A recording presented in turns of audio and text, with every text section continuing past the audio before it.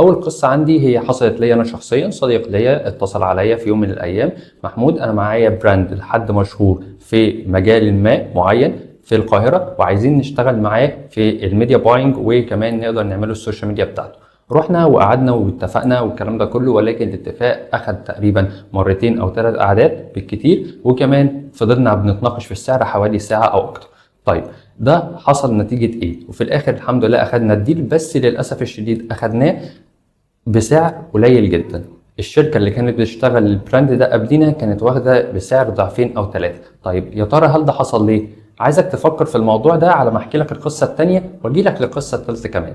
القصه الثانيه كانت لعميل عندي، والعميل ده كان بيشتكي دايما ان العملاء جودتها قليله، بتدفع قليل، وكان عنده الماركتنج ايجنسي بتاعته بيدفعوا له قليل. الحاجات دي كلها الانكم ما بيساويش المجهود اللي هو بيعمله، رغم ان هو بيشتغل وبيعمل كل الشغل بنفسه. وخلي بالك انا ركز هنا قوي القصه دي لفريلانسر مش لماركتنج ايجنسي زي ما انا كنت قلت في الاول.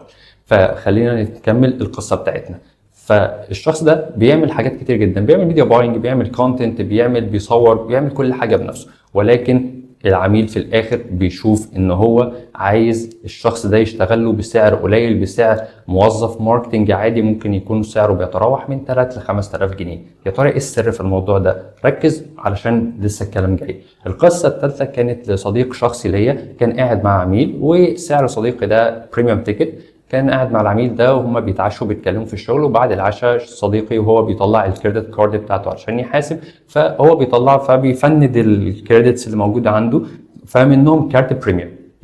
الكارت ده بريميوم، والناس اللي شغاله في قطاع البنوك او عندها علم حاجه زي كده تعرف يعني ايه كارت بريميوم. لما تكون العميل بياخد كارت بريميوم فده معناه ان هو في حسابه كام في البنك والحاجات دي كلها. فالمهم العميل لمح كلمه بريميوم على الكريدت دي وهو بيفنط عشان يطلع الكريدت اللي هيحسب منها، فقال له فماسك كده قال له استغرب، قال له انت معاك كارت بريميوم؟ قال له اه. قال له ده انا جدي عاش ومات وما طلعش الكارت ده.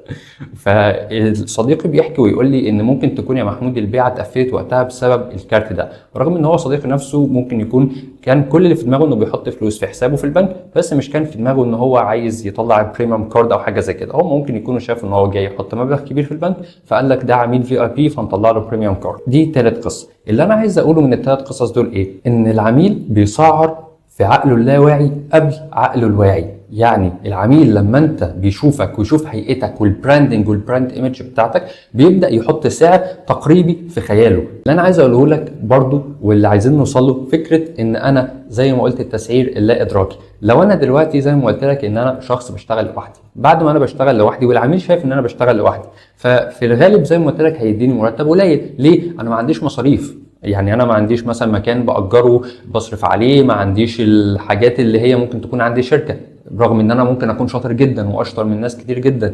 وده انا بشوفه مع العملاء بتوعي ان هم بيكونوا اشطر من ناس كتير جدا فاتحين شركات جوه الماركت، بس الشركات دي بتاخد فلوس اكتر بكتير جدا منهم بسبب البراند ايمج بتاعتهم. واللي انا بتكلم فيه ده هو جزء صغير جدا من البراندنج. البراندنج هو بحر كبير لان في ناس كتير بتهمل البراندنج.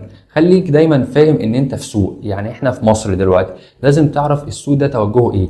المصريين بطبعهم شعب بيحب الوجاهه، بيحب ان هو يتعامل مع حد يكون الكواليتي بتاعته عاليه، سيرفيس بروفايدر. اللي انت محتاج تعمله انك تماتش الصوره دي، انك تبني البراند بتاعك، تهتم بالبراند ايمج بتاعتك بالتفاصيل بكل حاجه، علشان في الاخر تقدر انك تاخد سعر عالي. واغلب الناس عشان عارف انك دلوقتي هتقول لي طب يا محمود في ناس بتعمل بيرسونال براندنج قوي جدا وعالي وما بيتقالهاش الكلام ده كله او العميل ما بيشوفش بالطريقه دي، هقول لك الناس دي بعد كده بتبني سيستمز للشغل وبيبداوا يعملوا هايرنج للناس، سواء ان هو بيهاير الناس دي بير بروجكت، يعني هو معاه مشروع معين مثلا فالمشروع ده مثلا تكلفته عليه 20000 جنيه فبيشوف فريلانسر يعمله له او حد يسند له المشروع ده بالبروجكت ويديله في البروجكت ده مثلا 5000 جنيه 7000 جنيه ايا يكن اللي بيتفقوا عليه وبياخد الباقي لنفسه. اوكي، او بيشغل حد معاه بارت تايم لو هو الشغل بتاعه مستمر ولكن ايه مش بالكاش فلو المطلوب. فدي اول حاجه انت محتاج ان انت تفهمها سواء انت كوتش او ترينر او الكلام ده كله.